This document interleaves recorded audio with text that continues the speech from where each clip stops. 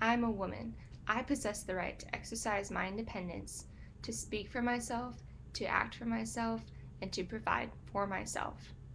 I do not owe my existence to a man. I am not required to take care of a man, and I am not a possession of a man.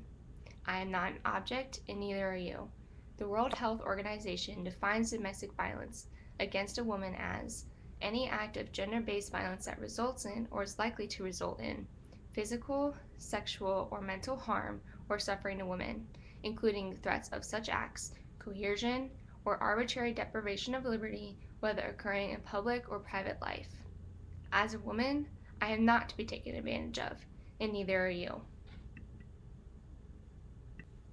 Did you know that according to the Human Rights Library, 1 in every 3 women are victims of domestic violence? That means that at least 1 out of every 3 of your closest friends could be a victim of domestic violence. Did you know that? Also, 38% of women experience violence by an intimate partner in their lifetime. Most women that are victims of domestic violence report the abuse to be by an intimate partner. Domestic violence is a worldwide issue. The World Health Organization recorded that violence affects 23.2% of women in high-income countries, 37% of women in Eastern Mediterranean regions, and 37.7% of women in the region of Southeast Asia. It is also proven that 40 to 45% of women worldwide are silently suffering from physically or mentally abusive relationships.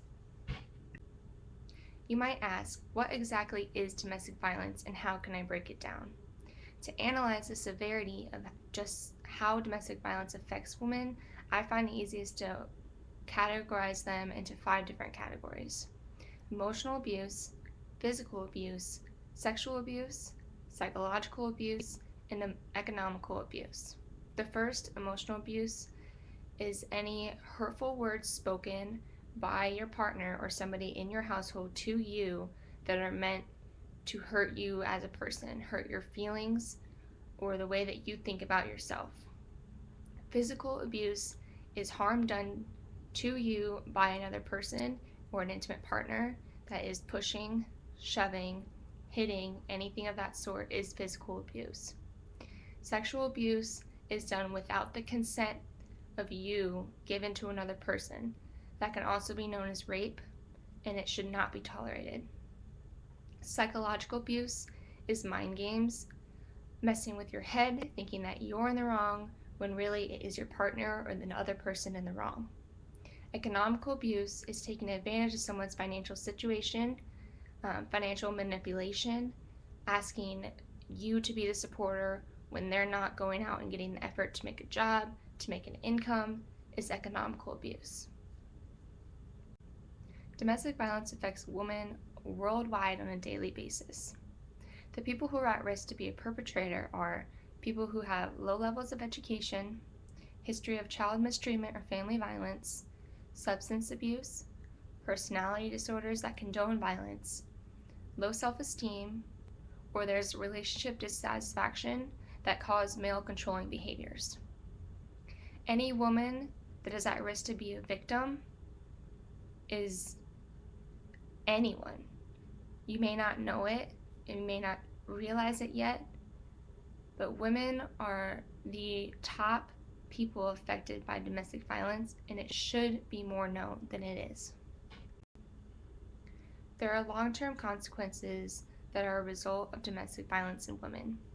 These are things such as mental health disorders of anxiety, depression, or PTSD, injury that could send you to the hospital, or long onset injury. You could have unintended pregnancy due to the sexual abuse or rape, sexually transmitted diseases by a partner who is not upfront with their past history, or it could lead to substance abuse by the woman.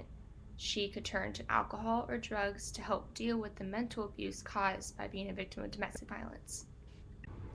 There are a couple different responses to known cases of domestic violence. They differ between high-income countries and low-income countries. In the high-income countries, there's counseling interventions, home visitation programs, and outreach by trained nurses. These are all effective ways to prevent and help deal with domestic violence victims.